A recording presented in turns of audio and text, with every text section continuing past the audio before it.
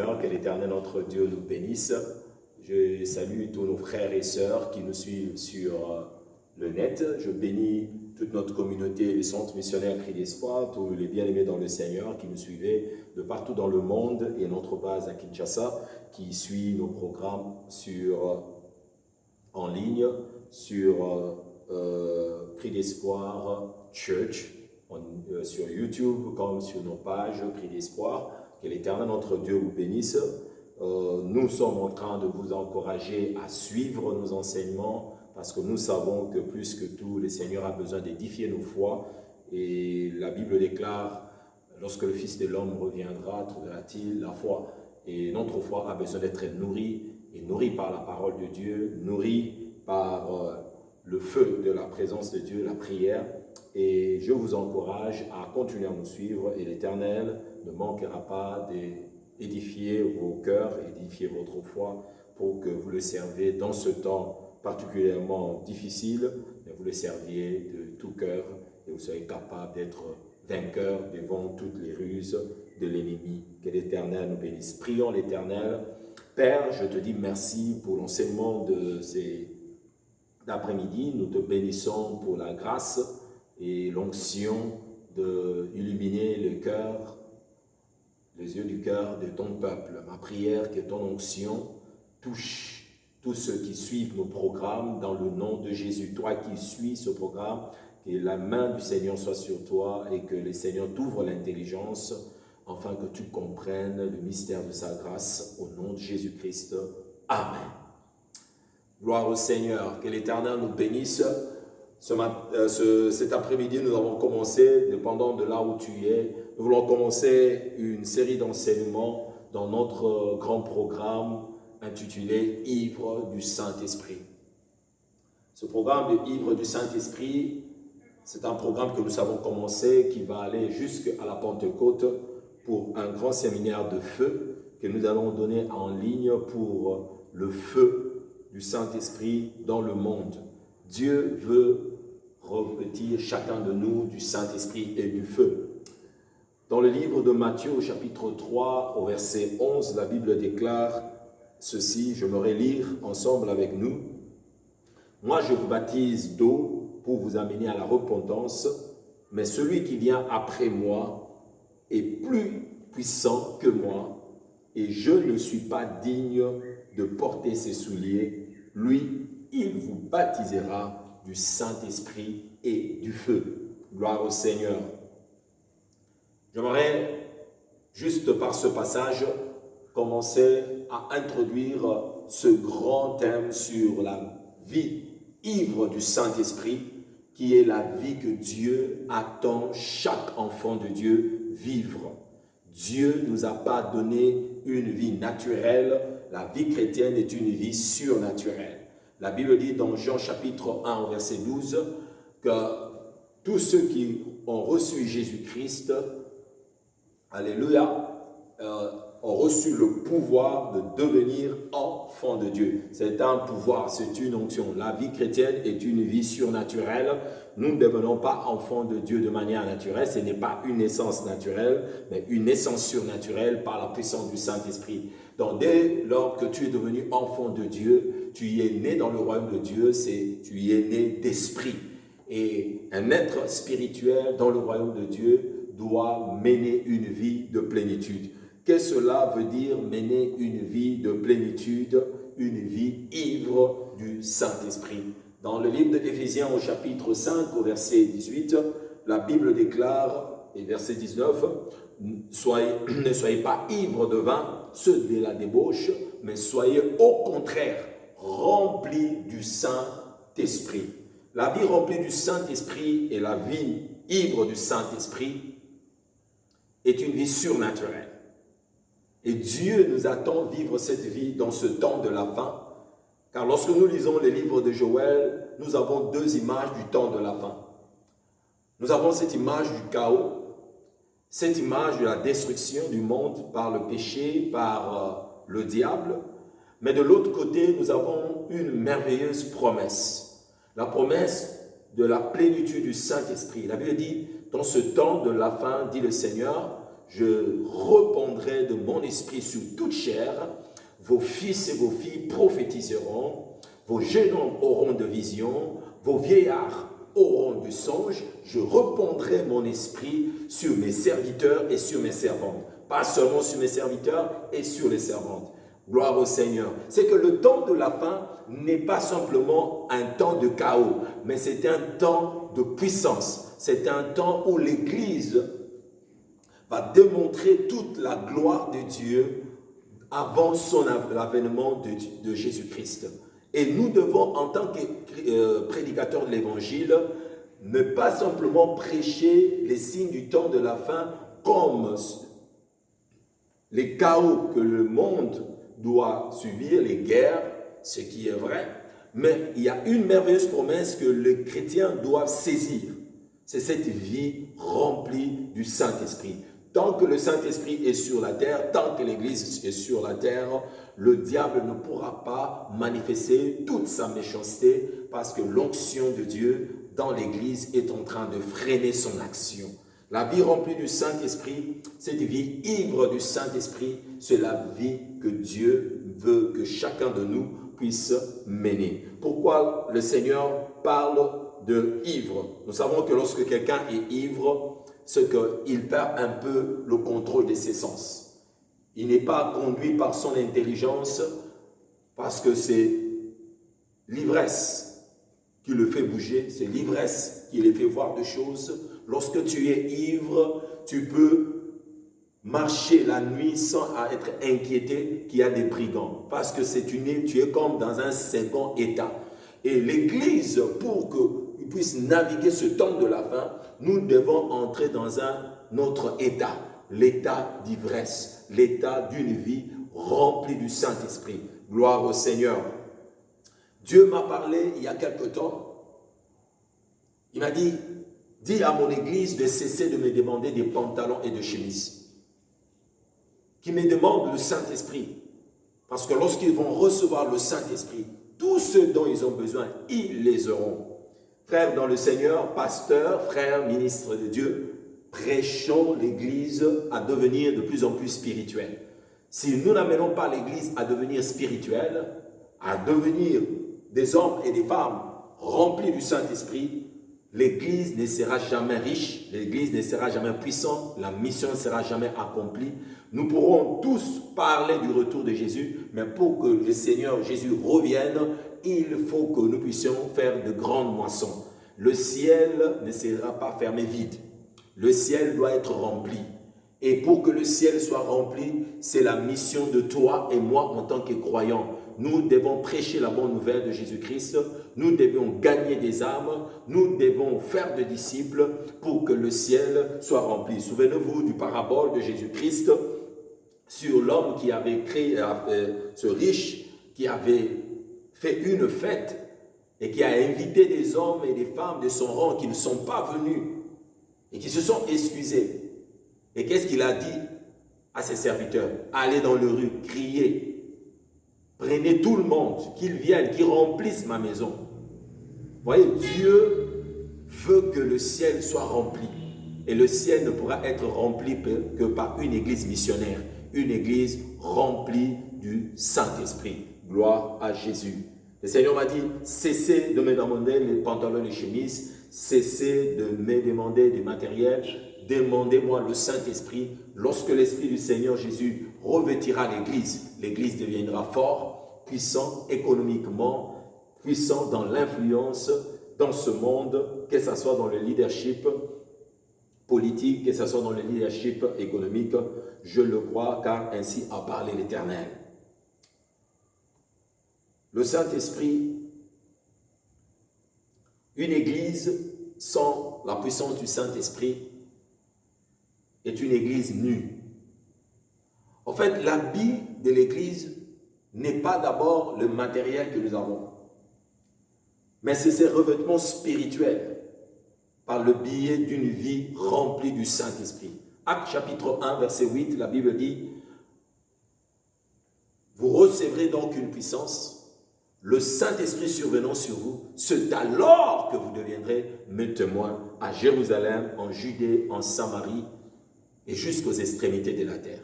Pour que l'Église soit missionnaire, l'Église a besoin de s'habiller de la puissance du Saint-Esprit. Et cela ne vient que par la vie remplie du Saint-Esprit, cette vie de plénitude du Saint-Esprit.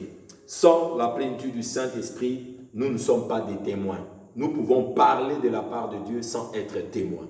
Nous pouvons prêcher la parole de Dieu sans être témoins. Il y en a beaucoup d'hommes et de chrétiens qui parlent des vérités de la Bible mais qui ne sont pas des témoins. Le simple fait de parler de vérités qui viennent de la parole de Dieu ne fait pas de toi un témoin. Dans le mot témoin, nous voyons le témoignage. Sans le témoignage de Dieu en toi, tu ne peux pas prêcher la bonne nouvelle et ramener des disciples dans le monde. Nous avons besoin d'une église des témoins. Et l'église des témoins n'est que cette église des hommes et des femmes remplis du Saint-Esprit. Sans la plénitude du Saint-Esprit, nous n'avons pas de témoignages, nous n'avons pas de miracles, pas de signes. C'est le Saint-Esprit qui produit les signes, c'est le Saint-Esprit qui produit les miracles. Nous ne pouvons rien faire par nous-mêmes en tant que disciples de Jésus. Nous avons besoin du Saint-Esprit. Si Jésus lui-même avait besoin du Saint-Esprit, à combien plus forte raison, toi et moi avons eu besoin du Saint-Esprit et du feu. Gloire au Seigneur. J'étais encore un jeune chrétien lorsque, dans mon cœur, j'avais un grand désir d'aller poursuivre mes études à l'étranger. Et dans ma famille, il y avait tellement de projets qu'on faisait, où je me suis inscrit plusieurs fois au Canada et ça ne marchait pas. Et un jour, alors que j'allais pour vérifier si on m'avait accordé un visa pour aller au Canada, et là, subitement, j'arrive, je trouve que mon nom n'est pas dans la liste de ceux qui avaient obtenu le visa pour aller continuer leurs études au Canada. Et je rentrais dans mon chemin de retour, j'arrivais jusqu'à un rond-point où Dieu m'a conduit à regarder au-dessus de moi, il y avait un banderole où il était inscrit « Bienvenue Saint-Esprit ». C'était une action dans ma ville sur le Saint-Esprit. Et directement, ce n'était pas dans mon programme, mais Dieu connaissait ce programme. Je suis entré directement dans ce programme. Je me suis arrêté. J'ai dit, je veux entrer dans le stade. J'arrive au stade directement, je vois. J'arrivais déjà, la prédication était déjà presque à la fin. Et là, le prédicateur commençait à prier pour les gens. Et je voyais des gens tomber de partout. Et je me disais, qu'est-ce qui se passe? Est-ce que c'est la magie? Est-ce que c'est la manipulation? Des gens tombaient de partout. J'étais déjà prédicateur. Et je commençais à réfléchir sur ce qui s'est passé. J'ai dit, Seigneur, si c'est toi, est-ce que c'est toi? Et Dieu me disait rien. Et lorsque le prédicateur a fini, le prédicateur a dit, écoutez, j'ai besoin que vous puissiez offrir pour une chaîne chrétienne qui va commencer à diffuser, à faire la propagation de l'évangile. Et les gens ont commencé à donner. Déjà, je n'étais pas sûr d'abord du prédicateur. Et lorsqu'il fait un appel par rapport à l'argent, c'est encore le doute. Et c'est un stade dans mon cœur. J'ai dit, non, ça, c'est pas Dieu. Et puis après quelque temps, j'entends une voix dans mon cœur qui me dit, prends l'argent que tu avais dans la poche, dans tes démarches de voyage, mets ça sur le panier pour la propagation de l'évangile. J'ai dit, non, ça c'est un démon qui me parle, ce n'est pas Dieu. Vous savez, souvent quand c'est recevoir, on ne demande pas au Saint-Esprit si nous devons recevoir ou ne pas recevoir. Mais lorsqu'il faut donner, c'est à ce moment-là que le combat spirituel s'installe, parce que le diable sait qu'il y a une grande puissance et une grande connexion entre une vie de donner et la vie remplie du Saint-Esprit. Tu ne peux pas commencer une vie remplie du Saint-Esprit si tu n'as pas un cœur pour donner. Et le Seigneur je demandais au Saint-Esprit, à cette voix qui me parlait, Seigneur, si c'est toi, dis-moi combien j'ai dans ma poche. Vous voyez, l'incrédulité pose à Dieu des questions un peu plus difficiles. En réalité, mon cœur n'était pas encore prêt pour donner. Alors je devais poser cette question, alors pour avoir une paix dans ma conscience. Et directement, j'entends dans mon esprit, un montant, pouf, l'heure de l'offrande était déjà passée. Et je prends cet argent, je commence à compter. Comme c'était des billets un peu dispersés, je n'avais plus le montant. Et là, j'ai le montant exact que cette voix m'avait soufflé dans mon oreille. Une crainte s'est installée dans mon cœur. J'ai dit, il y a quelque chose de sérieux dans ça. Je n'ai pas attendu que la réunion finisse. J'ai commencé déjà à quitter les estrades pour descendre et chercher les protocoles qui avaient les sachets des offrandes. Et à la sortie du stade, je veux retrouver l'endroit où on faisait la collecte de toutes ces offrandes. Et là, je prends mon offrande, je mets dans le panier. Et en sortant du stade, je ressens une forte présence du Seigneur qui me couvre de la tête jusqu'aux pieds. C'était comme le fleuve de Dieu. Ce fleuve qui descendait de ma tête jusque sur mes pieds. Une fraîcheur surnaturelle et une joie inexplicable qui remplissait mon cœur. Vous voyez, le matin, je me suis réveillé à 5 heures pour aller avoir une nouvelle de mon entente sur le visa et que je n'avais pas. C'était une tristesse. Mais alors que cette plénitude venait en moi, je dis, qu'est-ce qui se passe? Je sors de du stade, je commence à chanter. Personne ne m'a dit commence à chanter. Mais une chanson surnaturelle a commencé à monter de mon cœur. Et je commençais à chanter à Dieu. Et je rentrais à la maison. Je n'avais pas l'argent en poche, mais j'avais une joie surnaturelle. Revêtu de la présence de Dieu. Les nouvelles que j'avais la journée n'étaient pas de nouvelles à me donner de la joie. Mais de manière surnaturelle, une joie qui venait, qui a consumé toutes mes peines, qui a consumé tout ce que j'avais comme tristesse. Et je revenais à la maison. Et quand j'arrive chez nous, on me pose la question, as-tu reçu le visa? Une bonne nouvelle. Je dis, non, on m'a refusé le visa. Je dis, mais comment tu n'es pas triste? Je dis, non, il ne savait pas qu'il y avait une visitation, quelque chose s'est passé dans ma vie. Le Saint-Esprit m'avait rempli. Gloire au Seigneur. J'étais rempli de l'Esprit de Dieu. Et vers le soir, je suis allé voir une de nos frères, parce qu'on avait une communion de frères. Nous sommes allés dans cette communion de frères pour parler. Et nous avons prié, nous avons partagé la parole de Dieu. Et la nuit, je suis rentré, la même journée. Je dis, je dois dormir parce que je m'étais levé depuis 5 heures et j'étais superbement cassé. Là, j'entends dans mon cœur une voix qui me dit, va prier. Je dis, oh my God. Je me suis levé depuis le matin. Ma journée était chargée. Comment je peux prier alors que je suis déjà fatigué? La chair était déjà démantelée. La journée était chargée. Et là, je montais chez nous. On avait comme un balcon qu'on avait l'habitude de prier avec mes frères. Et je montais un peu pour dire à Dieu, je veux être obéissant, mais Seigneur, je suis fatigué. Et je disais à Dieu, Seigneur, je suis fatigué. La journée était lourde, je suis fatigué. Mais par obéissance, comme je sentais une voix qui m'oppressait et qui me pressait de monter, et je montais tout doucement l'escalier jusqu'à ce que j'arrive sur ce balcon. Et je m'agenouille, je dis, Seigneur, je suis fatigué.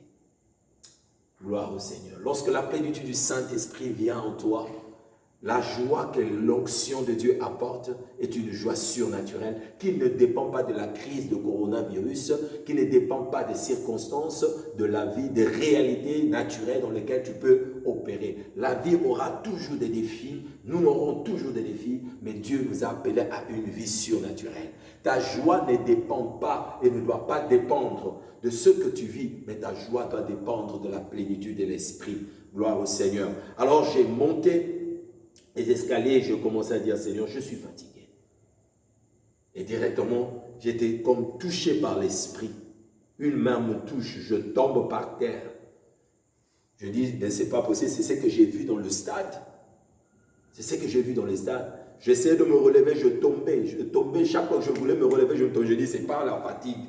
Ça, c'est quelque chose qui se passe. Et là, la vision de tout ce que j'avais vu la journée au stade, comment les gens tombaient, est revenu dans mon esprit. Et là, j'ai entendu clairement l'Esprit du Seigneur me dire, une vie remplie du Saint-Esprit, une vie surnaturelle, c'est à cela que je vous ai appelé. Il n'y a pas de christianisme naturel. Si le christianisme est naturel, c'est que c'est une autre religion ou une autre philosophie. La vie chrétienne n'est pas une religion. La vie chrétienne est une vie surnaturelle par la puissance du Saint-Esprit. Et nous devons vivre cette vie et par la plénitude des dieux.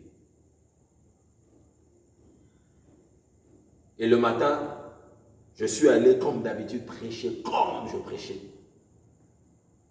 Les mêmes paroles que je disais toujours et les mêmes prédications que je prêchais souvent.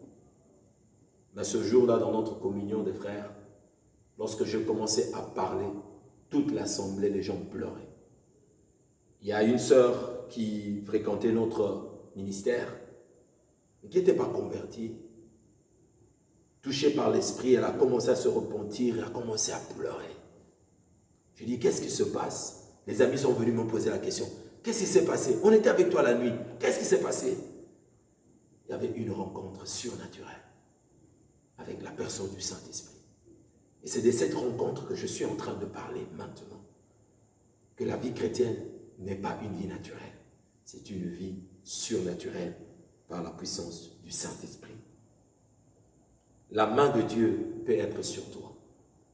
Ézéchiel 37, du premier verset, la Bible déclare, « La main de l'Éternel fit sur moi, et il me transporta dans un vallée. » Ce vallée qui était plein d'ossements. Et ces ossements étaient complètement secs. Vous voyez, nos yeux sont souvent sur les ossements desséchés. Mais j'aimerais que tu puisses regarder, la main du Seigneur fut sur moi. Vous voyez, cette main-là, c'est ce dont je parle. Lorsque tu mènes une vie remplie du Saint-Esprit, il y a une main surnaturelle qui vient te couvrir. Et cette main-là, c'est la puissance de Dieu. Cette puissance de Dieu qui t'amène à parler surnaturellement et à déclarer surnaturellement pour que des choses se créent, pour que la vie soit donnée, pour que des rassemblements surnaturels se produisent. Et l'Église, nous sommes appelés à prêcher un message surnaturel. La bonne nouvelle, c'est une prophétie de vie pour ce monde perdu. Cette prophétie de vie ne peut avoir d'impact, d'effet que par la puissance du Saint-Esprit. Et si cette main n'est pas sur nous, nous ne saurons prêcher la bonne nouvelle qui va donner la vie aux hommes et aux femmes qui sont desséchés par le ténèbre, desséchés par le péché, desséchés par le désespoir. C'est